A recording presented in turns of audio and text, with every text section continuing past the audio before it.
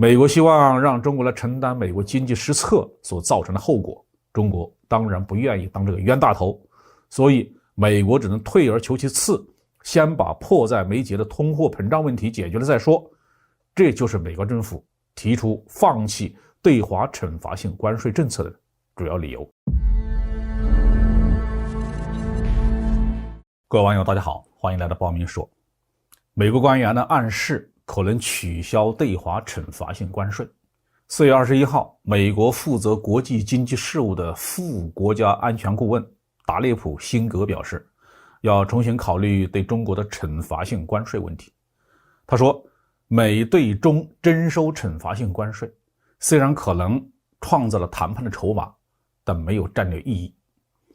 这大概是因为美国的通胀数据太难看了，惩罚性关税难以为继吧。最近几个月，美国的通胀数据2月份达到了 7.9%， 3月份甚至超过了 8.5%， 是连续6个月超过 6%。 这对普通老百姓的生活已经造成了明显的影响啊。这个结局呢，从贸易战一开始，很多人其实就预料到了。美国的通货膨胀，或者说美国的物价水平的持续上涨，和美国向中国征收的惩罚性关税有什么关系呢？惩罚性关税呢是一种贸易保护政策。特朗普在启动对华征收惩罚性关税的时候，曾经扬言要让中国的出口商来承担这一笔税款。当时就有很多的经贸专业的人士指出来说特朗普完全是在信口胡言。这些关税实际上最终是由美国的消费者承担的。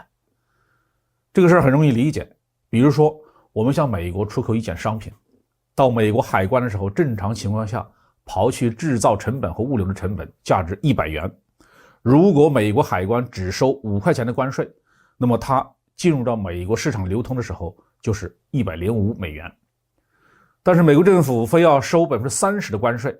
那么当这件商品进入到美国流通市场的时候，就变成了130美元。然后它的价格就是130美元，多出来的25美元肯定不是中国企业承担，而是由美国的消费者来承担。当然了，如果说中国为了加强企业的这个竞争力，可能会主动的降低出口价格，可能会降到75。惩罚性关税的目的是提高进口商品在国内市场上的价格，迫使消费者去选择国产商品。所以当一个国家的国内产业或进口商品存在着竞争的时候，征收惩罚性的关税呢才有意义。从特朗普到拜登呢，原本打算用关税制度打击中国产品的竞争力，进而打击中国的出口产业，激励美国人在国内创业，搞进口的替代。但是人算不如天算了，新冠疫情来了，为了在疫情期间保持社会稳定，美国政府直接向失业人口、低收入人口派发现金。拜登搞的 1.9 万亿美元的救助法案，多的一个人一个月可以领到1400美元，少的也可以领到600美元。这种做法好啊，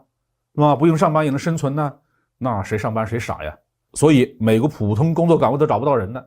更别说搞制造业回流了。美国政府给不上班的人发钱，美元钞票从哪儿来呀？开动机器印就是了。美国政府发钱并没有带来制造业的回归或者是振兴，相反，由于中国采取坚决有力的措施，控制住了疫情，恢复了生产，很多日用品只有中国有货美国人只能选择中国制造，没有几个人会想着在美国去投资建厂。现在美国政府是能用的招都已经用尽了，依然解决不了有钱没货的问题。中国呢，反正是出口美国的商品价格是一分不降，你美国征收多少关税，最后都是由你美国人自己买单。美国要想实现贸易平衡呢，办法也不是没有。比如说你放开向中国的高技术出口的管制，美国有很多先进的东西中国墨家还是挺感兴趣的，但这个办法呢，估计美国人很难接受。中美贸易不平衡，问题是出在美国，而不是中国做错了什么事情。换一个别的国家，只要成了美国社会的生活日用品和主要的供应国，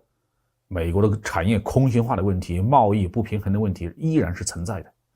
当年日本和美国存在着贸易不平衡，美国通过用不正当的手段摧毁了日本出口产业的竞争力。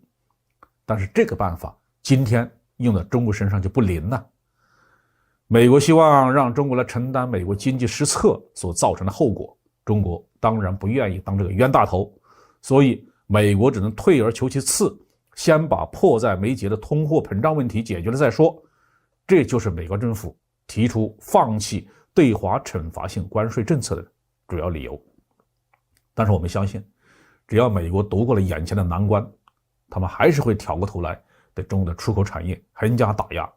所以国内有人提出来，我们不应当总是被动的应对，而是要主动的出击。美国减多少关税，我们就加多少关税，我们要让美国也尝一尝受制于人的滋味。好，这个话题就说到这里。